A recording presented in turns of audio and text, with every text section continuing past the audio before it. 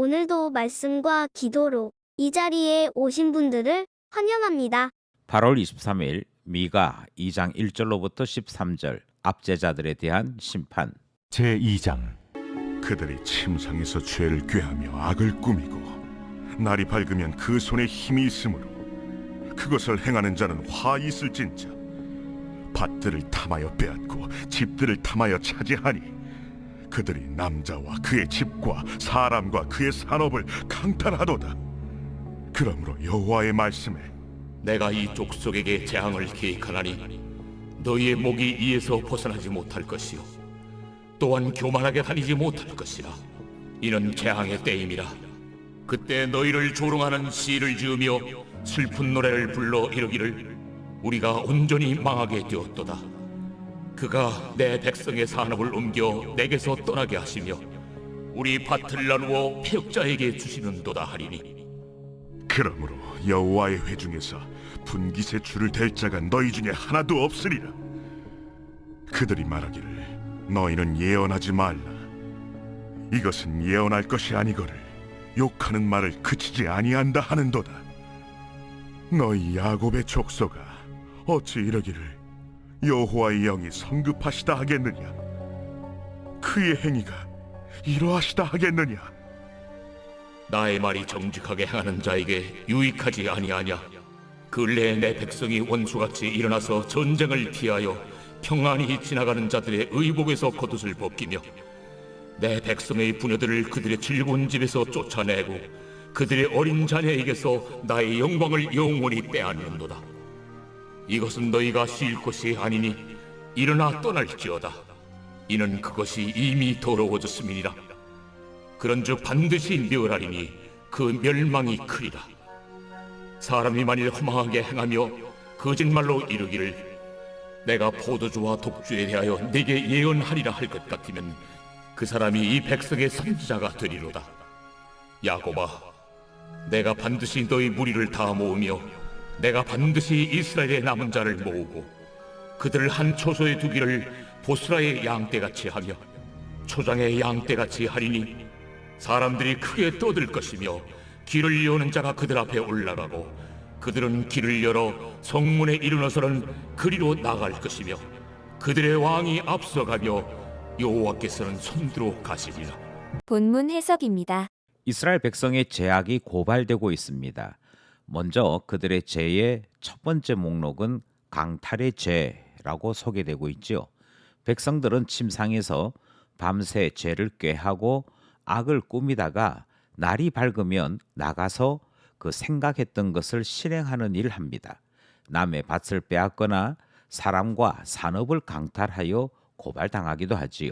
선지자는 그들이 죄를 꾀하고 꾸미는 데 힘을 쓴다면 하나님은 반대로 그들을 심판하시는데 계획을 세우고 계신다, 그렇게 선포하고 있고요. 또 이스라엘은 거짓 예언에 빠지는데요. 이들은 하나님의 심판을 설마 하는 마음으로 가볍게 여기더라. 그와 같은 이스라엘의 영적인 현실을 고발하는 내용이 등장합니다. 주님은 심판하시겠다 말씀하시지요. 그럼에도 심판과 함께 회복 또한 말씀하시는 것을 우리는 본문에서 살펴볼 수 있습니다. 여기까지 본문 내용에 대한 말씀이었습니다. 본문의 중심 메시지입니다. 본문 말씀은 이스라엘을 통해서 죄가 지닌 뻔뻔함이 어느 정도인가 하는 것을 우리에게 보여주고 있습니다. 이는 자신들이 죄인인 것을 모르기 때문에 일어나는 뻔뻔함이지요. 먼저 악을 이루고자 열심을 다합니다. 그들이 가진 모든 지혜를 짜내기도 합니다. 반대로 진리에 대해서는 지나칠 정도로 어리석고 게으른 모습을 보여줍니다. 이것이 이스라엘이 죄에 대하여 보여주고 있는 솔직한 모습들인데요. 죄에 대해서는 열심을 내고 진리에 대해서는 지나칠 정도로 어리석고 게으른 이 이스라엘을 포기하지 않으십니다. 여전히 붙잡으시고 그들이 알아듣든 알아듣지 못하든 계속해서 선지자들을 통해 책망하시고 말씀하시는 것을 보게 되는 것이지요. 제가 지닌 뻔뻔함을 소개하는 오늘 본문 메시지, 함께 나누었습니다. 말씀에 대한 적용입니다. 본문 말씀을 따라 우리가 세 가지를 적용하기 원하는데요. 첫 번째로 신자들은 자신이 죄인이다라고 하는 것을 고백을 합니다. 죄에 대해서 모두가 다 인정을 했으니 선하고 아름다운 삶을 살 것 같은데요. 문제는 구체적으로 어떤 죄를 지었는지는 모를 경우가 있더라 하는 것이지요. 고백이 분명하지 않으니 어떤 죄에서 돌이켜 어떻게 살겠다 하는 것도 분명하지 않고 그저 제가 죄인이지요.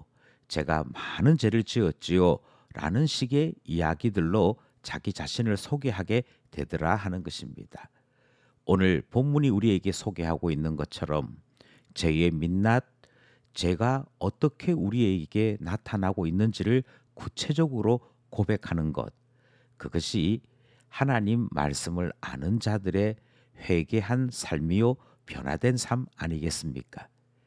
죄의 민낯을, 죄의 모습을 구체적으로 말할 수 있는 우리 되어야겠습니다. 두 번째로 우리는 오늘 본문을 통해서 죄를 향한 열심과 진리에 대한 게으름이 동시에 나타나는 것을 살펴볼 수 있었습니다. 우리 또한 마찬가지가 아닐까 생각합니다.